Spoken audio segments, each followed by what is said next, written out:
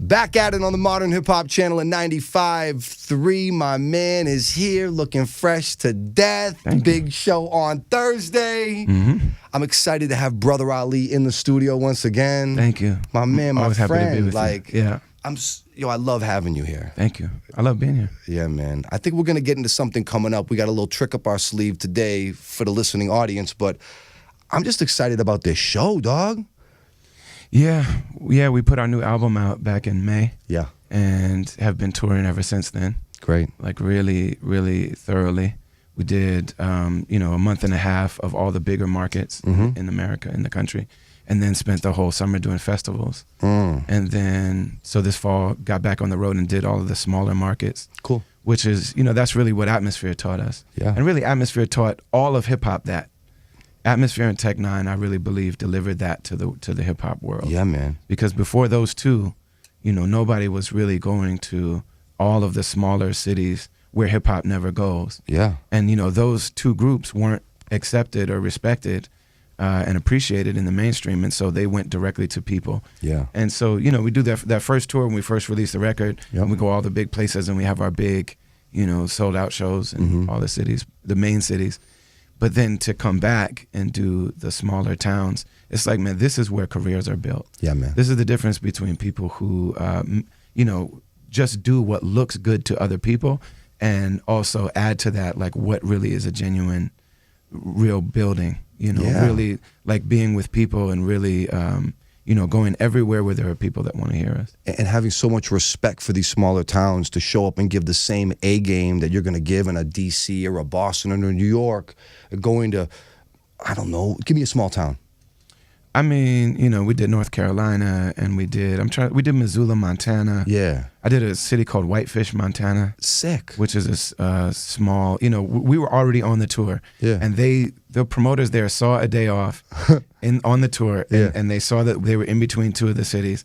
And so they made us a really big offer, but they said, we've been trying to get you guys to come here for years. Yeah. And they just really rolled out the red carpet for us. And it's one of the best shows that we've had in a long time. You have fun in those smaller markets? Most of them I do. Yeah, overwhelmingly, man. I do. Yeah. There are some, where the people just don't get a lot of shows. Yeah. And so they, when you try to connect with them, they're nervous. Yeah. They're not being, it's really difficult for them. Spectators are really watching rather than interacting. Right. Wow. But, or sometimes they interact in ways that I'm just not culturally used to. You know what I mean? So it just takes a lot of, you really have to really put your ego away completely so that you can just connect with people where they are. And it's like, if I'm an artist, then that's what I'm here to do. Yeah. Like I bring you what I really am, but I have to offer it to you as you are. Yes. You know what I mean? It's like, come as you are to me as I am. Yes. That's really when we're doing the real work. Yeah. And to me, I'm under no threat of ever becoming like, rich, famous, Grammys types things, really. But what I do, the reason that what keeps bringing me back to this year after year, I've been touring for 15 years. Yeah, man. What keeps bringing me back to it are real, genuine connections with people. It's good to have a business for 15 years. Like, that also feels good. Yeah. And to have a business that, employs people and feeds my family and things. All that's very nice. Yeah. But that wouldn't keep me away from my family for 6 months at a time. I wouldn't do that. The reason I do that is because of the people, and I only need one person in each show that I have a genuine connection with, that our hearts get soft enough that we share a secret for a minute, and it just really validates like the humanity of both of us. And so that's really what I really love about doing this. And I think that there are people that look at what Rhymesayers does, and that's the part they miss. That's the part they miss. They look at Soundset and the numbers of Soundset. Right. And like, that's fine. And there are people who think that, subjectively are like, well, so-and-so raps better than Slug and Ali do. And they might be right.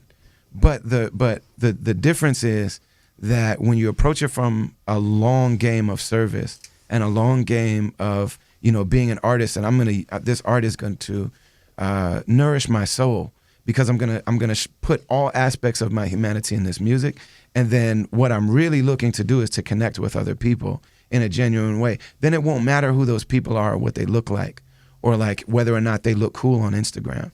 You know what I'm saying?